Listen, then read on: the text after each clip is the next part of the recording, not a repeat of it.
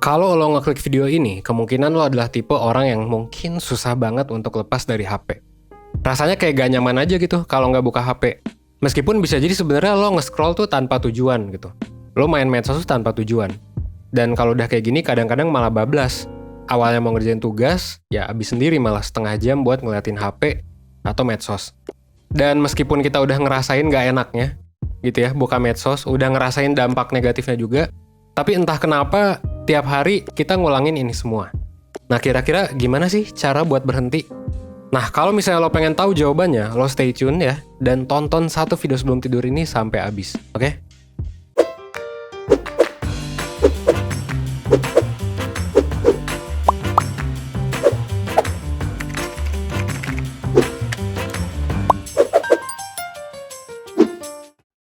Nah, sebelum gue ngejelasin nih gimana caranya supaya lo bisa mengatasi masalah ini, gue mau ngasih tahu kalau sebenarnya masalah ini tuh nggak lo alami sendirian.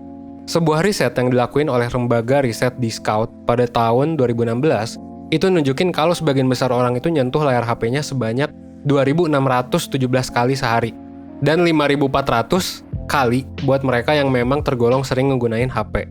Nah, angka-angka ini kemungkinan besar ya itu sebenarnya di tengah pandemi ya, itu bisa ningkat sih ya, gitu, ketika sekarang. Nah, masalahnya adalah HP dan segala apapun yang ada di internet, ya itu didesain supaya bikin kita kecanduan, supaya bikin kita balik lagi. Nah, ini juga sebenarnya adalah salah satu alasan kenapa orang kesulitan buat berhenti scrolling, buat berhenti dari sosmed. Nah, terus emang gimana sih HP dan internet itu bisa adiktif?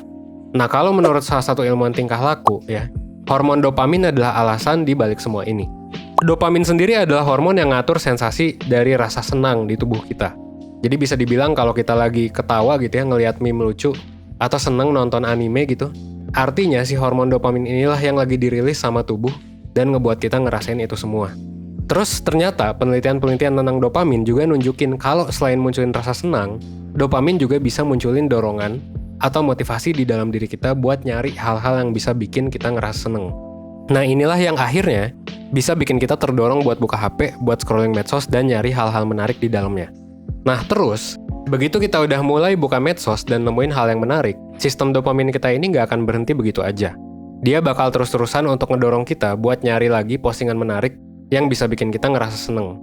Kebetulan, hal ini juga didukung sama ya medsos atau aplikasi lain di HP kita, yang nggak ada habisnya untuk nyedain hal menarik yang dicari si dopamin ini. Nah, masalahnya, sistem dopamin itu nggak ngasih sinyal kepuasan di tubuh kita. Artinya apa? Meskipun kita udah nemuin banyak postingan seru, kita nggak bakal pernah ngerasa puas, dan nggak tahu juga apa yang bisa bikin kita puas. That's why meskipun udah nonton 10 video lucu di TikTok, kemungkinan kita bakal terus-terusan cari video yang lebih lucu dan lebih menarik. Alih-alih kita berhenti dan balik ngerjain tugas gitu. Nah, inilah yang bisa bikin kita terus-terusan nge-scroll HP selama berjam-jam sampai akhirnya ngeganggu produktivitas. Atau bahkan kita kecanduan gitu ngelihat HP. Walaupun kedengarannya susah, tapi sebenarnya ada beberapa langkah praktis yang bisa lo lakuin buat keluar dari siklus ini. Sayangnya hal-hal ini mungkin ya belum pernah lo denger atau masih sulit buat dilakuin. Karena ya nggak pernah kita pelajari kan di sekolah pun gitu. Tapi nggak apa-apa, gue bakal bahas beberapa tipsnya di sini gitu. 1% sebagai life school, kita pengen ngajarin lo berbagai hal penting dalam hidup yang belum diajarin di sekolah. Nah, apa yang bisa lo lakuin? Well, hal pertama yang bisa lo lakuin adalah kalau misalnya lo kesulitan, gitu ya, berhenti main HP, lo akui aja bahwa lo punya masalah ini. Jadi lo mengakui dulu nih bahwa lo punya masalahnya. So, lo bisa fokus untuk nyari solusinya, dan bukan lo denial gitu ya, atau pura-pura kalau lo baik-baik aja gitu. Nah, kalau misalnya lo udah mengakui bahwa lo punya masalah, lo bisa mulai coba untuk ngelakuin upaya-upaya buat ngontrol penggunaan HP lo. Salah satu hal yang bisa lo coba adalah dengan ngatur jadwal spesifik buat main medsos. Misalnya lo bisa bikin aturan kalau lo nggak boleh cek medsos sebelum jam 5 sore, dan misalnya lo cuma boleh main maksimal 2 jam sehari.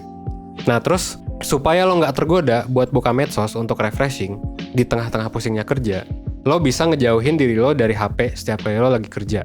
Mungkin lo bisa coba untuk simpen HP di ruangan lain, atau kunciin HP lo di lemari. Lo juga bisa pastiin sih kalau semua hal yang lo perluin buat kerja itu bisa lo buka dari laptop supaya lo nggak perlu cari-cari HP. Nah, meskipun tips-tips tadi kedengarannya praktis, tapi gue ngerti sih kalau ngelakuinnya mungkin gak gampang. Misalnya, lo mungkin kesusahan buat disiplin untuk ngikutin jadwal main medsos yang udah ditentuin. Atau lo gak tahan buat ngambil HP dan buka medsos ketika lo lagi pusing-pusingnya kerja. Nah, ujung-ujungnya mungkin lo bakal tetap buka HP dan scrolling berjam-jam, sampai akhirnya lo nggak produktif.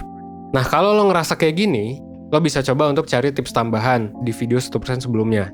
Misalnya video sebelumnya yang kita ngebahas soal dopamine detox gitu. Atau kalau lo butuh penjelasan lebih lanjut, buat bisa mengatasi masalah ini, lo juga bisa ikutan webinar Menjalani Hidup Produktif dan Sehat Mental. Ini bakal diadain sama 1% tanggal 18 April.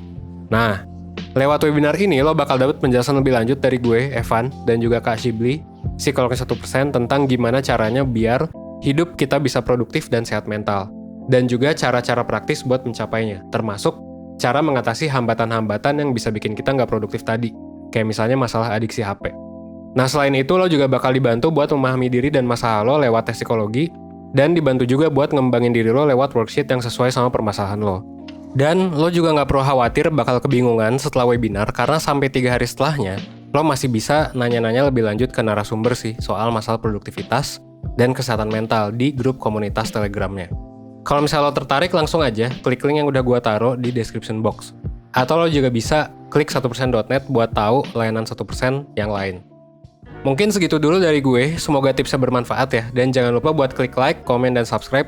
Dan juga nyalain notifikasinya, supaya lo nggak ketinggalan video-video bermanfaat lainnya dari 1%. Akhir kata, gue mau ngingetin, kalau hidup itu lebih luas daripada layar HP, jadi jangan sampai memang lo kekontrol sama HP, dan lo menghabiskan sebagian besar waktu berharga lo, itu tidak sesuai dengan keinginan lo karena HP. Akhir kata, gue Evan dari 1%, gue tunggu lo di webinar, oke? Thanks.